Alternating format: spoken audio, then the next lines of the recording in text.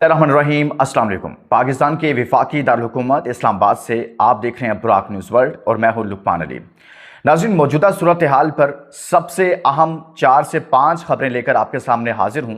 उनकी हेडलाइंस मैं आपको बता देता हूं और उसके बाद उसकी डिटेल आपके सामने रखूंगा। नंबर 1, अमरीकी नाकाबंदी के बावजूद पाकिस्तानी झंडे वाले ऑयल टैंकर ने आबनाए हुर्मुज़ को अबूर कर लिया है, क्रॉस कर लिया है। ये मैं खबर आपके सामने रखूंगा कि क्या सिर्फ पाकिस्तान का जहाज़ वहां से गुजरा है या बाकी जहाज़ों के साथ फिर क्या हुआ है।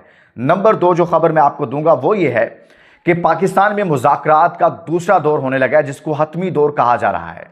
तो क्या इसके बाद फौरी तौर पर जंग बंद हो जाएगी या फिर 1 माह का मुआहदा होगा, 2 माह का मुआहदा होगा, कितने महीनों तक ये चलेगा और उसके बाद हतमी तौर पर जंगबंदी मुकम्मल होगी।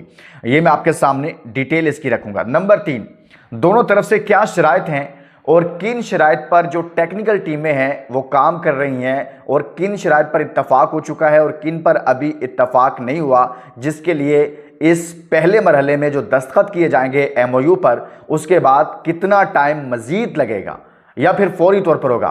3 खबरें ये। चौथी खबर इसमें ईरान के जानिब से जो मुतालिबात हैं, जो शराइत हैं, वो अमेरिका की शराइत भी आपके सामने रखूंगा।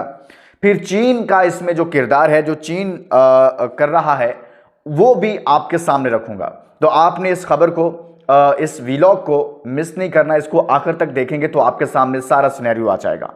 सबसे पहले दोस्तों मैं आपको यह खबर दे देता हूं कि जो पाकिस्तान का एक जहाज गुजरा है आबनाए हुर्मुज़ से, देखें ये उस वक्त गुजरा है जब अमरीकी इंतजामिया ने, अमरीकी वजीर बराए जंग पैट हेगिस ने और जनरल डेनकन ने यह कहा था कि अब कोई जहाज आपनाए हमारी नाकाबंदी में से नहीं गुजर सकेगा। इवन कि उन्होंने ये वार्निंग भी दे दी कि अब चीन का जहाज भी गुजरने नहीं देंगे। उससे पहले चीनी जहाज गुजरे थे। उस सख्त बयान के बाद ये वाहिद पाकिस्तानी जहाज है जो आबनाए हुर्मुज़ से गुजरा है। पहले अमेरिका नाकाबंदी से गुजरा, फिर आगे ना तो उसे अमरीकियों ने रोका है और ना उसे ईरानियों ने रोका है।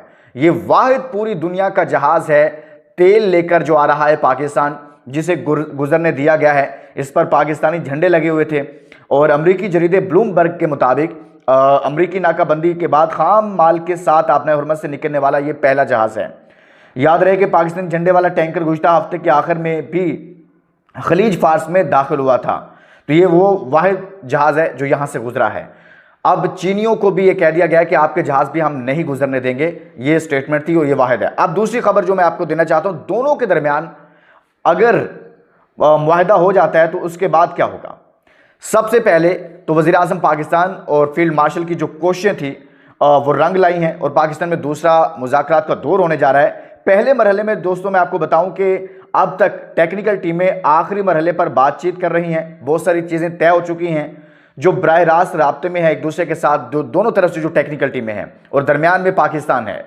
और इस्लामाबाद मुज़ाकरात के दूसरे दौर में एमओयू पर पहले मरहले में दस्तखत होंगे। सिर्फ एमओयू एक साइन होगा, फिर फौरी तौर पर सारा कुछ नहीं हो जाएगा। फिर 60 दिनों में जामे मुआहदे पर दस्तखत किए जाएंगे, यानी कि फिर 60 दिन अगले लिए जाएंगे। इन 60 दिनों में जो कुछ पहले एमओयू पर साइन किया जाएगा, जो उसके अंदर चीजें रखी जाएंगी, उन पर अमल दरामद है। जब उन पर मुकम्मल अमल दरामद हो जाएगा तो फिर 60 दिनों के बाद मुकम्मल तौर पर दस्तखत कर दिए जाएंगे। यानी कि पहला ये होगा कि भाई ये चीजें हमने एक दूसरे की कबूल कर ली हैं, अब इस पर अमल दरामद करना है और उस अमल दरामद के लिए तकरीबन अब तक ज़राए के मुताबिक 60 दिन दिए जाएंगे।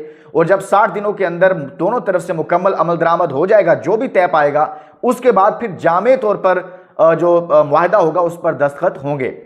उसके अंदर जो शराइत आ रही है ना, अब आप लोग जानना चाहेंगे कि उसमें हो क्या रहा है भाई। तो जो ज़राए के मुताबिक दोनों जानिब से टेक्निकल टीमों ने जो एक दूसरे के साथ राब्ता रखे हुए हैं, जो वो ईरान के मुतालबात आप सुन लीजिएगा, जिसमें अमेरिका ने भरपूर लचक दिखाई है और उस पर काफ़ी सारी चीज़ें ईरान के लिए बेहतर हो रही हैं। ईरान ने अपने $100 अरब मुंजमद असासों की वापसी को बुनियादी शर्त करार दिया था, जिस पर बड़ी पेशरफ्त के इम्कान है। जो दोनों टेक्निकल टीमों के दरमियान एक दूसरे के साथ ये मामला शेयर हो गए हैं। जंगी नुकसानात के अजाले का भी मुतालबा ईरान की जानिब से किया गया है और इसके साथ साथ जंग में होने वाले नुकसान तकरीबन $270 अरब हैं, जिसके अजाले का इसमें मुतालबा है। साथ में मैं आपको ये भी बता दूं कि 1979 के इनकलाब के बाद अमेरिका ने ईरान के $8 से $11 अरब के असासे मुंजमद किए थे मुख्तलिफ पाबंदियों और कशीदगी के बाद ये रकम 50 से 100 अरब डॉलर तक पहुंच चुकी है। यानी कि 100 अरब डॉलर तक ये रकम पहुंच चुकी है, जिसका ईरान ने ये मुतालबा किया है कि हमारे ये असासे जो हैं, जो मुंजमद हैं, इनको हमें दिया जाए और अमेरिका इनसे पाबंदियां। दूसरा, अमेरिका इनके साथ, इन पर जो दूसरे ममालिक के साथ मुआहदे करने के हवाले से पाबंदियां, ये तेल अपना नहीं बेच सकते थे, वो पाबंदियां अब ख़त्म होने जा रही हैं, उसमें नरमी होगी। इसी तरह से दूसरे मुल्कों के साथ तिजारती मुआहदे हैं, उसमें बहुत सारी नरमी ईरान के साथ होने जा रही है। ईरान अपने दीगर ममालिक के साथ अपने तिजारती मुआहदे, अपने तेल के मुआहदे भी कर सकेगा। और साथ ही साथ आपको ये भी बता दूं, ये बात तो जेडी वैंस ने पहले कही थी कि हमारे पास ईरान के लिए बहुत कुछ है, सिर्फ एक नुक्ता है, वो है कि ईरान जोहरी हथियार हासिल ना करे। ईरान अपनी जोहरी तनसीबात जो है, उसके जो असासाजात हैं और जो फौजी असासे हैं, वो उनको आगे ना बढ़ाए और उनको ख़त्म कर दे। ईरान ने इस पर स्टांस लिया था कि वो ऐसा नहीं कर सकता, लेकिन अब इसमें ये पेशरफ्त हुई है। पेशरफ्त ये हुई है कि ईरान ये कह चुका है कि हम एटमी हथियार नहीं बनाएंगे, और ईरान अब लिख कर देगा इस हवाले से कि भाई हम एटमी हथियार नहीं बनाएंगे, और अगले 15-20 साल के लिए वो पहले मरहले में ये लिख कर देगा कि अगले 15-20 साल के लिए तो हम बिल्कुल ऐसा कुछ नहीं करने जा रहे। ये इम्कानात हैं जो दोनों तरफ से अभी तक सामने आ रहे हैं ज़राए से कि ऐसा होने जा रहा है।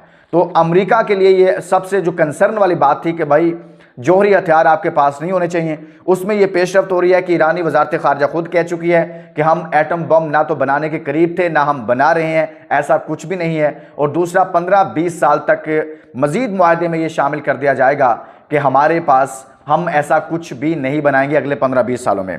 दूसरा यह है कि जो 60 दिन दिए जा रहे हैं, वो दोनों जानिब से जो अमल दरामद है उसके लिए दिए जा रहे हैं। तो उसमें जो फौजी असासे हैं, उससे मुतल्लिक गुज़िश्ता रोज़ अमरीकी वज़ीर जंग ने कहा था कि ईरान को हमने बताया कि हम बता देते हैं कि हम जानते हैं कि आप कौन से फ़ौजी असासे मुंतकिल कर रहे हैं और कहाँ पर कर रहे हैं। यानी कि ईरान अपने कुछ फ़ौजी असासे और कुछ चीज़ें जो थी वो किसी दूसरे मुल्क में मुंतकिल कर रहा है। बकौल अमरीकियों के, अपने फ़ैसले ईरान को अक्लमंदी से करना होंगे, ये उनका बयान था। किसी भी सूरत ईरान जोहरी हथियार नहीं रख सकता। ईरान कहता है कि वो अपना हुर्मुज़ कंट्रोल कर रहा है, उसकी अपनी तो कोई बहरिया नहीं है, तो फिर कौन कंट्रोल कर रहा है?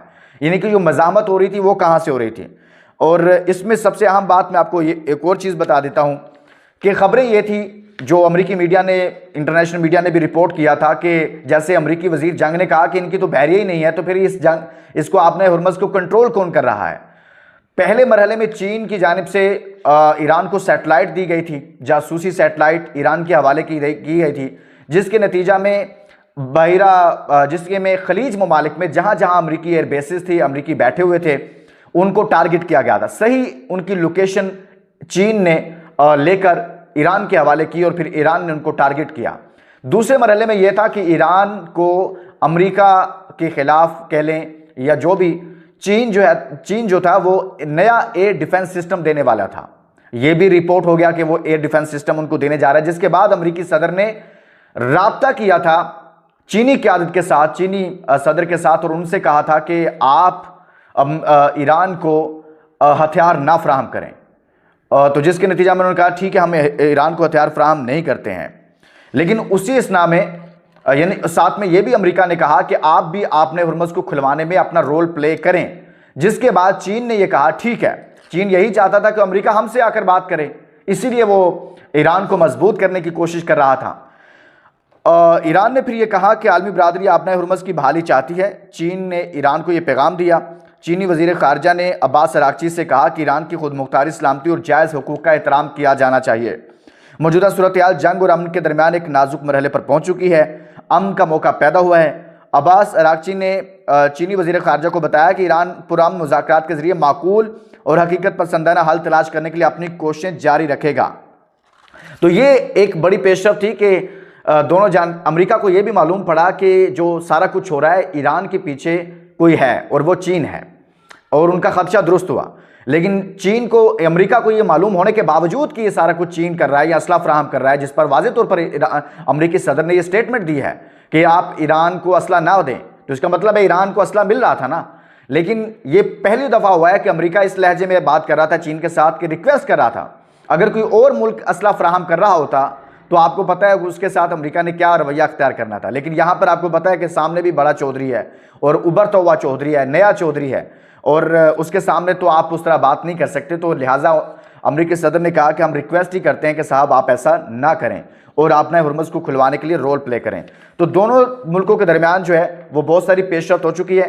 पाकिस्तान में इस्लामाबाद में इस हवाले से तज़ीन व राइश का काम जारी है, तैयारियां भरपूर तरीके से जारी हैं। ये और उस कामयाबी का ही नतीजा है जिसके नतीजा में अब दूसरे मरहले में अब ये मुज़ाकरात जो हैं वो होने जा रहे हैं।